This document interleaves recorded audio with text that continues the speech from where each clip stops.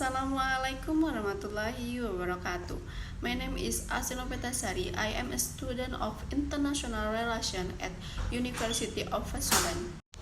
Here I am reporting one case that occurred in Ukraine in the case of racism in the black people of Ukraine. Russia continues to fund a number of major cities in Ukraine. As a result of this situation, a number of residents who previously survived had to flee a number of countries around Ukraine, and there is racism, which is experienced by non-white Ukrainian refugees when they want to evacuate from Ukraine, which is being attacked by Russia. This racism was immediately highlighted by the United Nations when the United Special Rapporteur said that there were accusations of racism on the Ukraine border. The UN Special Rapporteur Tendai Asiume released a report titled Ukraine that UN experts condemned the threat of racism, xenophobia on the border. Tendai Asiume in the report experienced his serious concern about the racist threat and xenophobia treatment experienced by non-white people when trying to flee Ukraine as a result of the Russian invasion.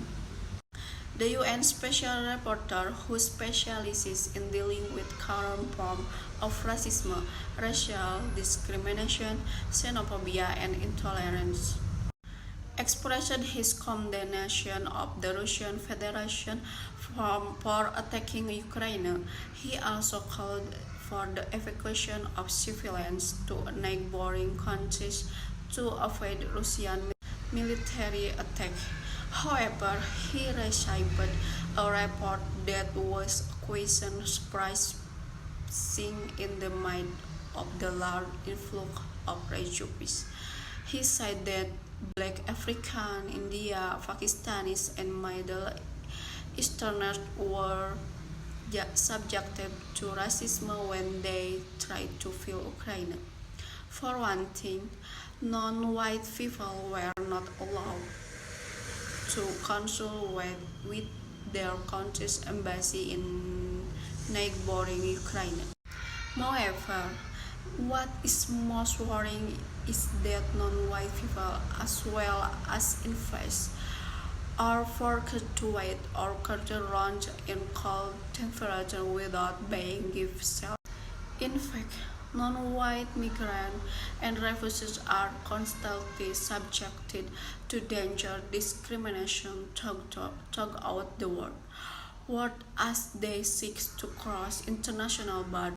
The competent authorities should be motivated to ensure that such racism and xenophobia acts do not occur. Tendai also called the European Union and its allied countries to take important policies on the issue of racism like this. The importance of protection for all individuals and groups who experience racial and ethnic discrimination when they seek to flee Ukraine. Protection and not being discrimination again is an international law that must be avoided, especially in the mind of our crisis. I call on government and humanitarian authorities to ensure safe passage and protection for all people affected by conflict. I am very concerned about the case of this non-white population. The reports circulating on social media are appalling and such behavior is completely intolerable. Many African, Asian, and Caribbean living in Ukraine are reported to have faced discrimination by security officials and others who tried in vain to cross the border into Poland. And there are many foreign students living in Ukraine.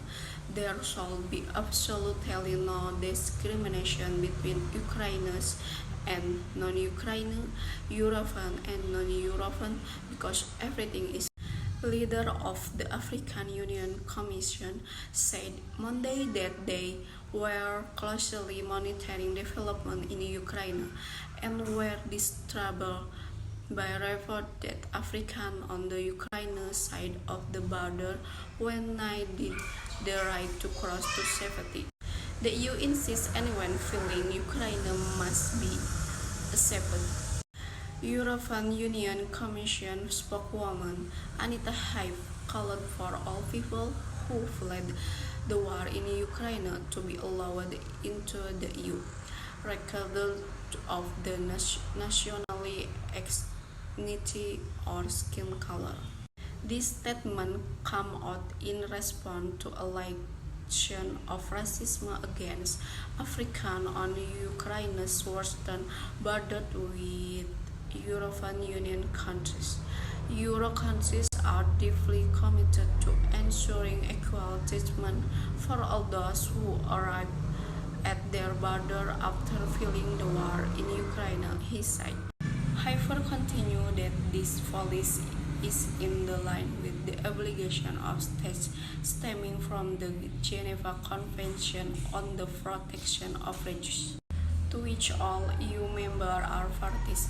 We are in touch at all levels with EU member states, Ukraine and Moldova to ensure that the safe arrival to third nationals is facilitated.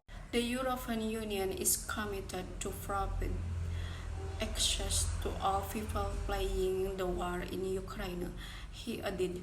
According to the official, the EU Commission proposed measures to provide immediate protection status to all Ukrainian citizens, as well as nationals of third countries and their families.